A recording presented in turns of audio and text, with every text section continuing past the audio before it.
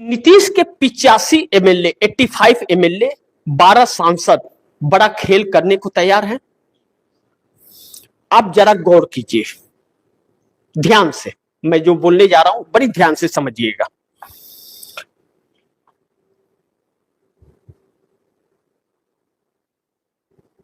अब JDU chamber के अंदर, जेडीयू प्रदेश कार्यालय में, पटना के अंदर दफ्तर में बैठ करके यह नेता भाजपा के पक्ष में और नीतीश कुमार के खिलाफ साजिश और षड्यंत्र रच रहे थे।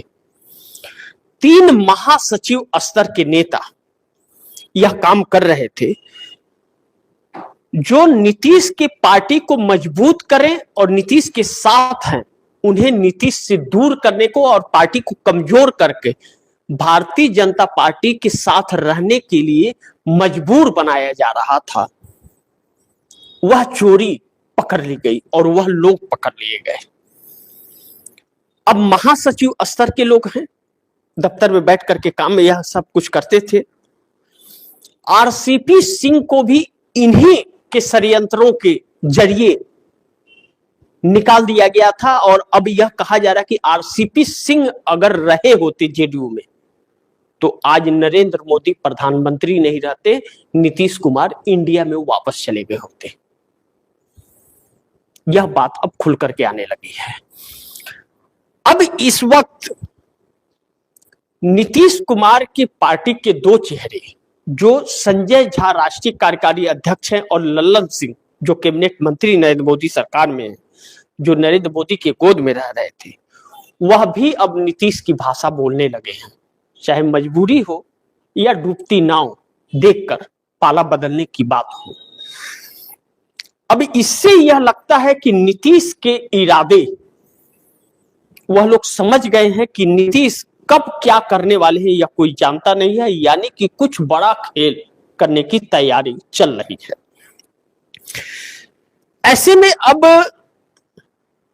नीतीश कुमार की बैठक में ज्यादातर नेता भारतीय जनता पार्टी के साथ रहने को तैयार नहीं है। अब सीएम पद को लेकर के जो पेच फंसा है,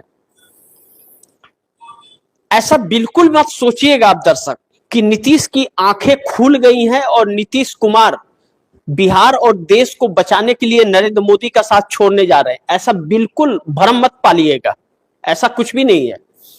नीतीश कुमार अपनी पार्टी और पार्टी के भविष्य को बचाने के लिए भारतीय जनता पार्टी का साथ छोड़ने की कोशिश में है। यह चीज है, यानी कि स्वार्थ, यानी कि आपसे सरोकार नहीं है। अब ऐसे में जब नीतीश कुमार देख रहे हैं कि यह संख्या बढ़ रही है जो भाजपा के साथ नहीं रहना चाहती है पार्टी में, और नीतीश कुमार के बेटे निशांत कुमार की एंट्री हो चली है, तो फिर नीतीश कुमार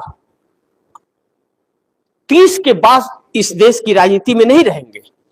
तो उसके पहले इन्हें अगर अपने बेटे को उस लायक बनाना है तो भारतीय जनता पार्टी का साथ छोड़ करके ही बना सकते हैं, साथ रख करके नहीं। यह समझ आ गया। अब नीतीश कुमार ने जानबूझ करके पेच फंसाया है बिहार की राजनीति में और सीएम की कुर्सी से इस्तीफा देने से साफ इनकार अभी तक जो कर रहे हैं।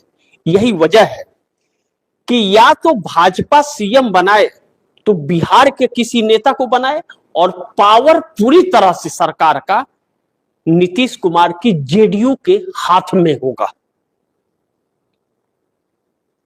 जेडीयू के हाथ में होगा। यानी कि स्पीकर विधानसभा का जो स्पीकर अपना रहेगा तो जब चाहे तब तख्ता पलट कर देंगे, और तोड़ फोड़ वाली कोशिश जो भाजपा की है वह नहीं हो पाएगी जब स्पीकर उसका नहीं रहेगा। और दूसरा, गृह मंत्रालय जो प्रशासन का डंडा भी बरसवा पाए, और 20 साल तक मुख्यमंत्री रहते हुए नीतीश कुमार के हाथ में ही गृह मंत्रालय और प्रशासन था, जो अब भाजपा ने ले लिया है और भाजपा इसके लिए तैयार नहीं है और नीतीश कुमार छोड़ने को तैयार हो रहे हैं।